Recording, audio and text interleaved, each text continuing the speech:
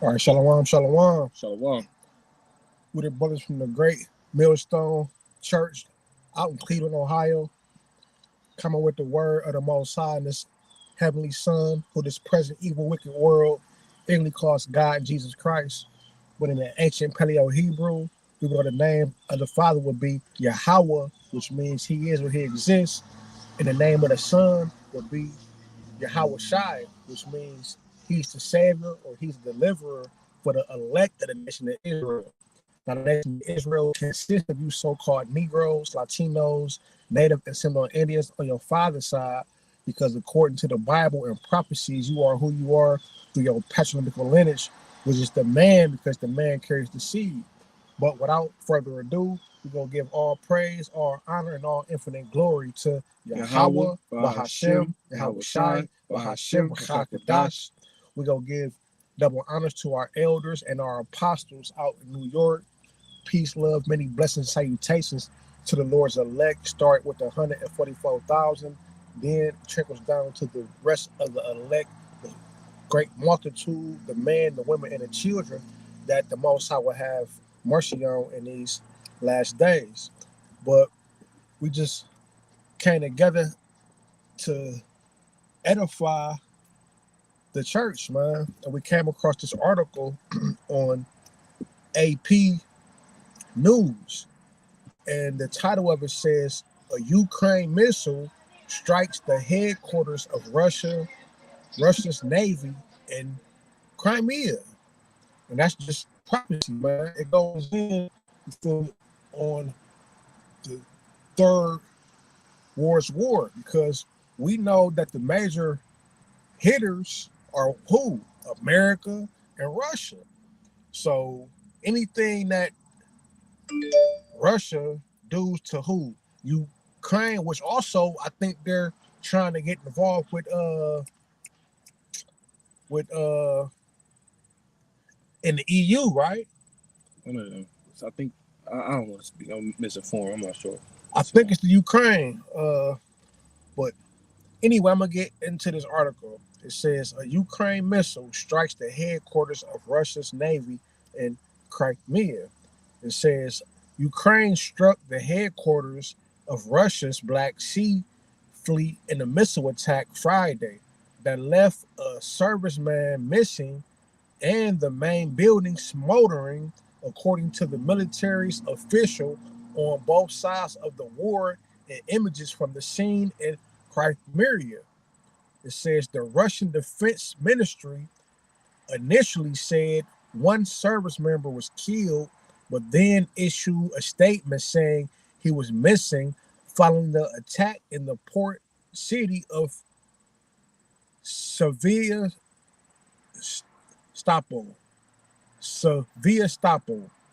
The Crimean Peninsula, which Russia initially illegally annexed from Ukraine in 2014, has been a frequent target since Russia's President Vladimir Putin ordered a full-scale invasion of Ukraine almost 19 months ago. So basically, they fight over the territory, man. You know what I mean? Like Russia is trying to bully its way, you feel me, into taking over what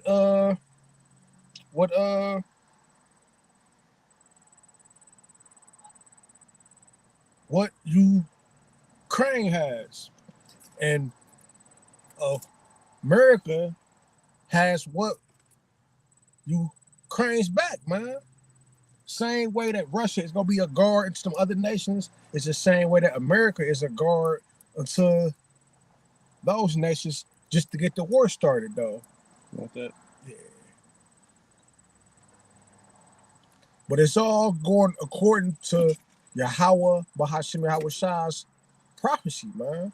Because he said that these things will happen in the last days. Wars and rumors of wars and nuclear missiles. Because it's all going to boil down to what? Nuclear missiles being shot off. Which one did you go first? It don't matter. All right, I had it. Matthew 24. Right. This is Matthew chapter 24.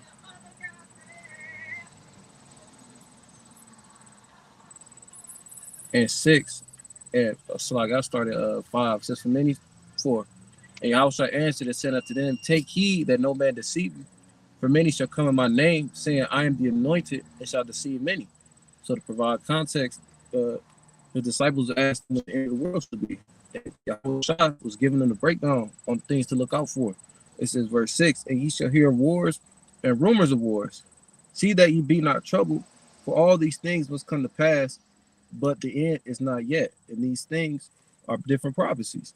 When Yahushua was on the scene, you know, he was speaking to them about, the upcoming persecution that would be in the form of 70 AD.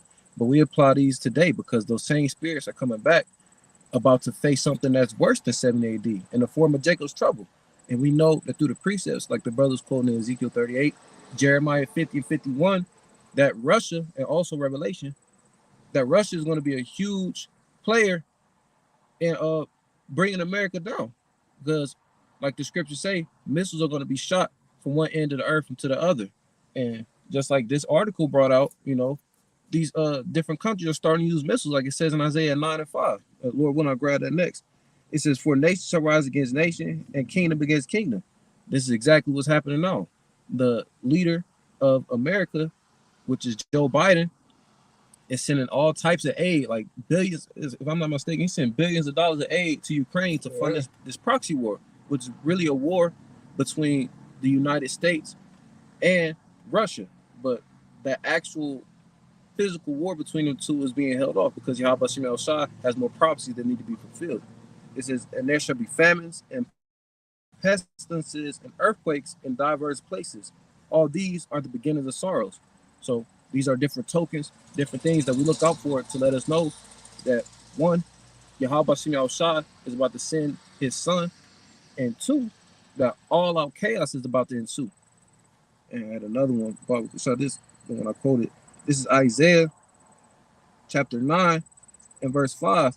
It says, for every battle of the warrior is with confused noise and garments rolled in blood. But this shall be with burden and fuel of fire. So from the time war first came on the scene until now, it's evolved. First was fought with, spears, sticks, swords, whatever you want to call it. Then it evolved to guns and shit. And now this last war, World War III, is going to consist of missiles being shot from one end of the earth to other, added to what the scriptures call a lake of fire. A lot of place in hell underground where it's a red man with a pitchfork. That's lake of fire is going to be here in America, thus saith the Lord. This is the book of Joel, chapter 3, verse 9. It says, proclaim ye this among the Gentiles. And this is the actual Gentiles, because there's two types of Gentiles when you read the scriptures. You got the actual Gentiles that's not Israelites, and then you got the Israelite foreigners that was calling themselves the names of the landmass to where they were scattered. Like we was calling ourselves African Americans because we thought we was from Africa and we was born in America, but that's not our race. Our race is Israelites. But it says, Joel 3 and 9, proclaim ye this among the Gentiles, prepare war. And that's exactly what you see, man. You see this last Third World War, as your brother mentioned, Armageddon is being prepared, man. And they go do what? They go shoot nuclear missiles, man. This is gonna be the end of the so-called white man, because the Most High gonna put the spirit on all these countries to shoot nukes on Petra, on Nineveh, on spiritual Egypt, on all these different kingdoms rolled up into one, man. It says, proclaim ye this among the Gentiles, prepare war, wake up the mighty man, let all the men of war draw near, let them come up. Beat your plowshares into swords and your pruning hooks into spears. Let the weak say, I am strong. So the things that you use for your resources and money, don't put them in the what is it called? Agriculture. Put them into your military, into your war. America spends annually billions of dollars on weapons of mass destruction and tanks and bombs and military. They spend more money on their military than anything else. You know what I mean? So it says, beat your plowshares into swords, get ready for this war, and your pruning hooks into spears. Let the weak say, I am strong. And all these weaker nations, that's exactly what you're seeing. 20 years ago, 50 years ago, none of these weak, small countries would ever have bulked up into America. But now you got not is it John Un, Kim Jong-un. King John Un talking shit, saying how him himself oppressed the button and blow America off the map. Years back, you would never have these heathens coming up against Esau. You know what I mean? But now, let the weak say we are strong because they got the same nuclear capabilities that America has, man. And as a spirit, you mentioned Kim Jong-un. You know, it's public news that he linked up with Putin. You know what I'm saying? Yeah. Two countries that definitely do not like America. So Yahweh Shem al-Shah is putting war on the forefront of these different countries' minds because they're getting sick of America and how they run things. And ultimately, it's the spirit of the Lord showing displeasure with this place. But no, he's using the different leaders, like it says, what's that, Proverbs 21? How the mind of the king is in the Lord's hands, and he turning like the river whithersoever going. And that's why Yahweh Shem Shah is doing all these things. Like we mentioned Matthew the 24th chapter. He's letting you know that war is on the forefront, it's on the horizon, but a few things have to happen first. And the key thing that has to happen before anybody goes to war, before a missile gets shot on American soil, is the mandatory implementation of the C to the H to the I to the P. And these different tokens and different signs are things that we're looking out for in order to warn the people properly, not like the dumb dogs in Isaiah 56. You got it. It's the book of Isaiah 54:16. It says, behold, I have created the smith that bloweth the coal in the fire, and that bringeth forth an instrument for his work, and I have created the waster to destroy. That's going in on what? How Yahweh Bahasham, Yahweh Shah have created those not Russian scientists, but German scientists, man, to learn to what? Split the atom, to make bombs, to make nuclear weapons, man. He is the creator of those things. He called them the weapons of his indignation, man. So it's the Lord's armory and weapons of war, man. He the one that, man, I was about to quote what you quoted. I'm gonna just grab it. Okay. This the book of Proverbs, chapter 21, verse 1. It says the king's heart, and the king just means ruler. So you feel me? King Jong-un would be what? A king. What is the nigga name from here? Joe Biden. Joe Biden would be a so-called king. You feel me? So it says the king's heart, which that word heart go back to the Hebrew word lab, which means your mind. So it says the king's heart is in the hand of the Lord, Yahweh Bahashim Yahweh Shai. As the rivers of water, he turneth it whithersoever he will. Yeah, so Yahweh Shem Shah is working on the minds of these people. Okay, you're going to press the missile on this day, or, you're going to hold back on certain things until I said so. Because like it says in Ecclesiastes, the 3rd chapter, everything has a time and a place, a time to plant and a time to pluck what you've been planted, a time to laugh and a time to mourn. You know what I'm saying? Then it says a time of peace and a time of war. There you go. You feel me? And we is living in what? That time of war, man. And it's only go ensue. It's not go come. This shit where Russia and Ukraine started what? Over a year ago. And it's only intensifying, and this would be the line drawn in the sand. You feel me? Because you got people that's gonna stand on this side with Russia and them, and then you got America's allies who's gonna stand on this side with Ukraine, America, Israel, and they allies. I just lost my train of thought. Oh, okay, I think it was second answers. As a spirit, I'm gonna see if we feel the same thing. Okay.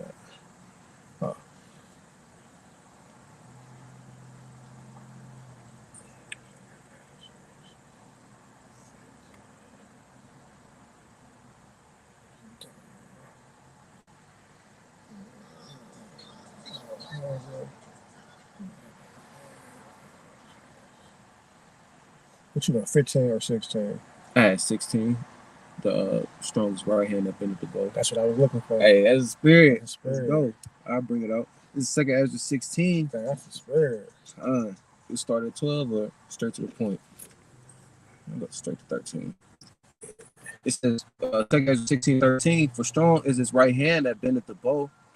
His arrows that he shooteth are sharp. What do 12 say? The earthquake get their foundation. Oh, yeah, well. Yeah, start at 11. Yeah, start at 11. 2nd Ezra 16:11. The Lord shall threaten, who shall not be utterly beaten to powder at his presence. How about I saying what? The Lord shall This threaten. is the words of Yahweh Shah. He said he gonna threaten. And if he threatened, best believe that it's gonna come. That's like if you bump into your enemy on the street and he be like, nigga, I'm gonna beat your ass. This the Lord basically saying, nigga, I'm gonna beat your ass. The Lord gonna threaten.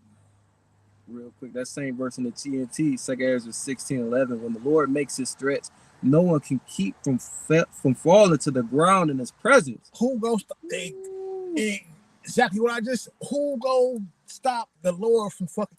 That's like you got a big bully in the hood. He the biggest, baddest nigga on the block. Once he get on you, who go pull that nigga off you, man? They gonna be like, man, I don't want that nigga fucking me up. Who else with some of Debo? Yeah. Who wants some more Debo? No. Nobody, man. How about Sean Shaw about to get busy, man? That's right. It says, it's taken as 16:11 again. It says, the Lord shall threaten, and who shall not be utterly beaten to powder at his presence. The earth quaketh, and the foundations thereof. The sea arises up with waves from the deep, and the waves of it are troubled, and the fishes thereof also, before the Lord and before the glory of his power. For strong is his right hand that bendeth the bow. His arrows that he shooteth are sharp, and these arrows are the missiles. You know, we was talking about this as a brotherhood. You know, the prophets saw certain visions and described it with things that were prevalent at the time. You know, just like right now, we was to describe a missile and didn't have words, or man, never mind. You get what I'm saying? Like, put yourself back in Ezra's days. The word missile was not a word, you feel me? Because it wasn't a such thing as a missile yet. Mm-hmm. So he saw the missiles, but he said bows, you know what I mean? Or you can even say that he saw bows, you feel me? But it was a representation of missiles. Right. You know what I mean? But it's parabolic. Yeah. It says, for strong is his right hand that bendeth the bow. His arrows that he shooteth are sharp and shall not miss when they begin to be shot into the ends of the world. And that's how you know it's not talking about an actual bow. Because what bow do you know could be shot from one end of the earth to the other end of the earth? It's not. But you can shoot an intercontinental missile that's going to leave the continent and then enter back into the continent from one end of the earth into the... Russia got some shit that'll hit America in like 20-something minutes or something like that. I think they said. They got the Satan 1, the Satan 2. Man, they got some shit, man. They got some shit, man. They about to fuck this bitch up, man. We can't wait, man. Call a lawyer, man. How about to die, man? And we know from the verse above, also, precept upon precept, line upon line, is talking about missiles, because what type of force is going to have the earth shaking, reeling to and fro like a joker? As a matter of fact, I grabbed it. This is Isaiah chapter 24 and verse 20. It says, the earth shall reel to and fro like a drunkard, and shall be removed like a cottage, and the transgression thereof shall be heavy upon it, and it shall fall and not rise again.